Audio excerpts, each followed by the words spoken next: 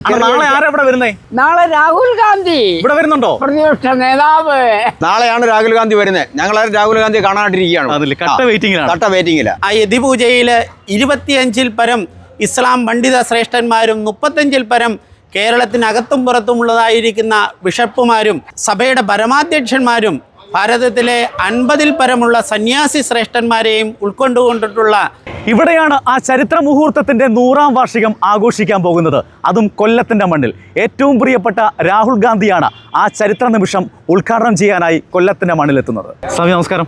എന്തിവിടെ സംഭവിക്കുന്നത്? എന്താ നടക്കാൻ പോകുന്നത്? ഭാരതത്തിൻ്റെ സനാതന ധർമ്മത്തെ ഉൾക്കൊള്ളുന്നതായിരിക്കുന്ന അതിവിശിഷ്ടമായിരിക്കുന്ന അതിശ്രേഷ്ഠമായിരിക്കുന്ന ഒരു മഹാസമ്മേളനമാണ് ശിവഗിരി മഠം ആഹ്വാനം ചെയ്ത് രാജീവ് ഗാന്ധി ഇൻസ്റ്റിറ്റ്യൂട്ട് ഫൗണ്ടേഷനും ശിവഗിരി മഠവുമായി കൂടിച്ചേർന്നുകൊണ്ട് കൊല്ലം ആശ്രമ മൈതാനത്ത് നാളെ രാവിലെ 10 മണിക്ക് നടക്കാൻ പോകും. ചരിത്ര നിമിഷമാണല്ലേ? ഇതൊരു ചരിത്ര നിമിഷമാണ്. കാരണം ഭാരതത്തിൻ്റെ സനാതന ധർമ്മ മൂല്യങ്ങളെ ഉൾക്കൊണ്ടുകൊണ്ട് ഗാന്ധിജിയും ഗുരുവും 100 വർഷങ്ങൾക്ക് മുമ്പ് ശിവഗിരി മഠത്തിൽ നിന്ന് എടുത്ത ആ ദൃഢനിശ്ചയപരമായിരിക്കുന്ന ഒരു തീരുമാനം, ഒരു ജാതി, ഒരു മതം, ഒരു ദൈവം, വർണ്ണവ്യത്യാസങ്ങൾ ഇല്ലാതെ കൊണ്ട് ഭാരതത്തിലെ സമസ്ത ജനങ്ങളെയും ഒന്നായി കാണണമെന്ന ഗുരുവിൻ്റെ നിർദ്ദേശത്തെ ഗാന്ധിജി ഉൾക്കൊണ്ടുള്ളതിൻ്റെ 100ാമത് ആഘോഷമാണ് ഇവിടെ നമ്മൾ കൊല്ലം ആശ്രമ മൈതാനത്ത് വെച്ച് നടത്താൻ പോകുന്നത്.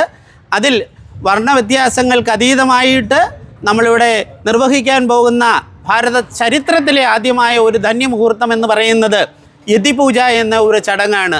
ആ യതിപൂജയിൽ 25-ൽ പരം ഇസ്ലാം പണ്ഡിത ശ്രേഷ്ഠന്മാരും 35-ൽ പരം കേരളത്തിനകത്തും പുറത്തുമുള്ളതായിരിക്കുന്ന ബിഷപ്പുമാരും സഭയുടെ പരമാധ്യക്ഷന്മാരും ഭാരതത്തിലെ 50-ൽ പരമുള്ള സന്യാസി ശ്രേഷ്ഠന്മാരെയും ഉൾക്കൊണ്ടുകൊണ്ടിട്ടുള്ള സനാതന ധർമ്മത്തെ ഉൾക്കൊള്ളുന്നതായിരിക്കുന്ന യതിപൂജയാണ് ഇതിൽ ഏറ്റവും ശ്രേഷ്ഠമായിരിക്കുന്ന ചടങ്ങ്.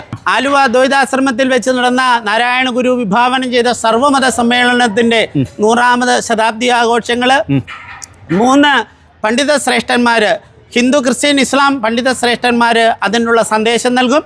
തുടർന്ന് ശ്രീനാരായണ ഗുരുവിൻ്റെ സമാധിയുടെ ഭഗവാന്റെ പരിനിർവാണത്തിൻ്റെ ആചരണത്തിന് നമ്മുടെ രാഷ്ട്രപതി ഡിസംബർ മാസത്തിൽ 3 വർഷം നീണ്ടു നിൽക്കുന്ന ആചരണത്തിൻ്റെ തുടക്കം കുറിച്ചിട്ടുണ്ട്.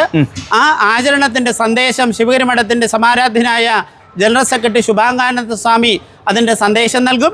അതിനുശേഷം ഈ മഹാസമ്മേളനത്തിന് സ്വാഗതമോതുന്നത് അടൂർ പ്രകാശ് ജി സ്വാഗതമോതും. ശിവഗിരി മഠത്തിൻ്റെ പരമാധ്യക്ഷനായിരിക്കുന്ന ഡോക്ടർ സച്ചിദാനന്ദ സ്വാമി അവറുകൾ അധ്യക്ഷ സ്ഥാനം വഹിക്കും. അതിൽ വിശിഷ്ടാതിഥിയായി എത്തിയിരിക്കുന്ന KC വേണുഗോപാൽ അവറുകൾ ഈ സമ്മേളനത്തിന്റെ സന്ദേശം നൽകും. തുടർന്ന് പ്രതിപക്ഷ നേതാവ് രാഹുൽ ഗാന്ധി ഈ മഹാസമ്മേളനം ഉദ്ഘാടനം ചെയ്യുന്നതും ആയിരിക്കും. 1925 മാർച്ച് 12-ാം തീയതിയാണ് ശിവഗിരി മഠത്തിൽ വെച്ച് ശ്രീനാരായണ ഗുരുദേവനെ കാണാൻ മഹാത്മാഗാന്ധി എത്തുന്നതും അവർ തമ്മിലുള്ള സംവാദം അവിടെ നടക്കുന്നതും. പിന്നീട് ഗാന്ധിജി തന്നെ പറഞ്ഞിട്ടുണ്ട്, അദ്ദേഹത്തിൻ്റെ കാഴ്ചപ്പാടുകളെ മാറ്റിമറിച്ച ഒരു കൂടിക്കാഴ്ചയായിരുന്നു മഹാത്മാഗാന്ധിക്ക് ശ്രീനാരായണ ഗുരുദേവനുമായി നടത്തിയ ആ കൂടിക്കാഴ്ച എന്ന് അദ്ദേഹം തന്നെ പറഞ്ഞിട്ടുണ്ട്. അപ്പോൾ 100 വർഷം തികയുകയാണ്. ഒരു ജാതി, ഒരു മതം, ഒരു ദൈവം, മനുഷ്യന് എന്ന് പറയുന്ന ആ ദർശനത്തിന് ഭാഗമായിട്ടുള്ള ഒരു സർവ്വമത സമ്മേളനമാണ് നടക്കുന്നത്.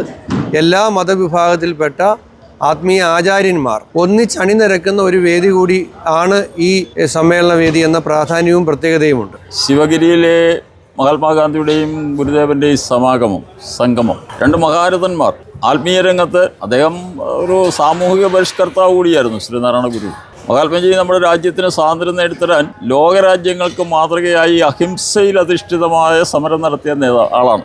അപ്പോൾ 2 മഹാരഥന്മാർ, അവരുടെ സംഗമം, അവരുടെ ഐഡിയോളജിയെ സംബന്ധിച്ചുള്ള സംവാദങ്ങൾ, അവസാനം അവരെ അതിൽ യോജിപ്പിലെത്തി എന്നാണ് ചരിത്രം രേഖപ്പെടുത്തുന്നത്. ഗാന്ധിജിയുടെ ചോദ്യത്തിന് ഗുരു നൽകിയ ഒരു മറുപടിയുണ്ട്.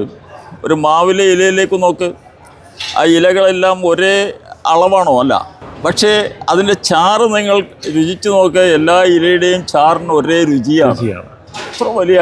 എത്ര വലിയ ആശയമാണ്. Gandhi accepted it. ഗാന്ധിജി അത് ഉൾക്കൊണ്ടു എന്നുള്ളതാണ്.